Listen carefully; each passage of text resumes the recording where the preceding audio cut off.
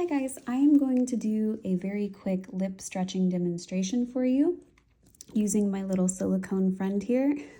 Silicone is it's much tougher than actual lips, so I'm gonna do my best. They're actually very hard to stretch.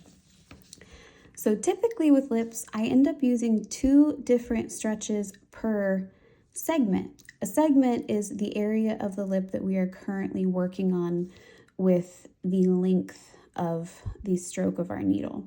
So we're always working in segments, splitting the lip up into different segments.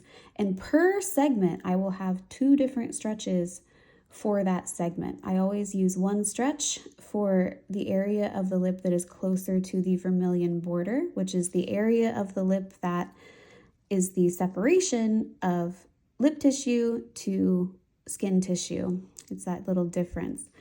And then I will have a separate stretch for the inner portion of the lip closer to the mucosal tissue, which is typically much harder to pigment and harder to access. So for the area of the lip that is closer to the vermilion border, I will take my fingers on either side of my segment and I will push up into the teeth, against the teeth, and I will stretch my fingers apart. This will pull this lower area, this overhang of the lip up towards me, making it much flatter and more accessible.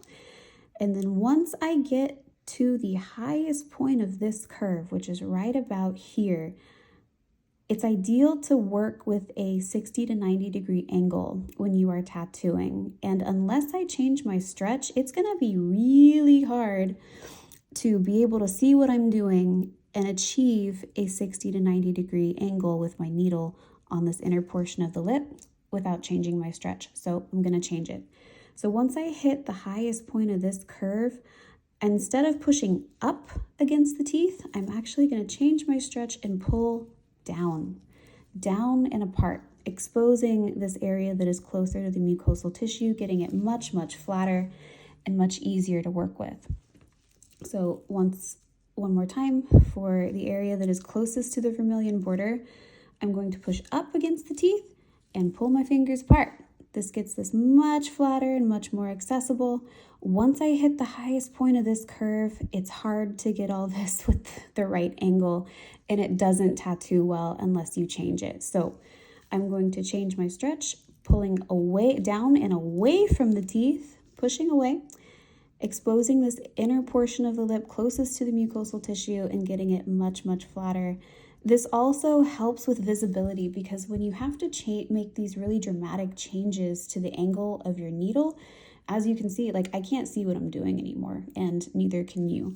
But whenever I pull it down and away, this is so much more visible, so much easier, much flatter.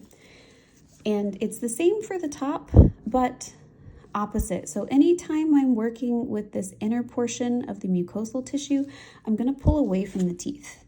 I'm always going to pull away from the teeth, rolling that area out of the mouth, pulling my fingers apart to get it much more accessible for me.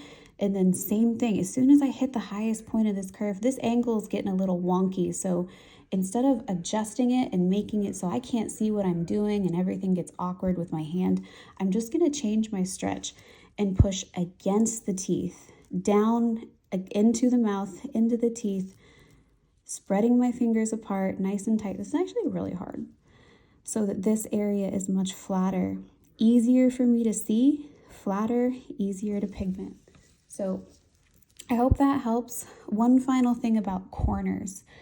Corners are by and large the toughest area of the lip to tattoo. It's connective tissue, so it's very tough.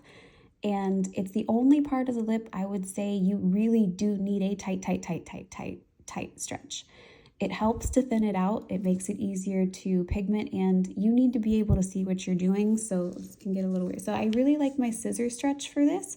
You can use, this is fine, but I really like my scissor stretch. I feel like I can really get in there nice and dentist-like. So what I like to do for the corners, one finger kind of on the Cupid's bow area and the other finger closest to that outer corner.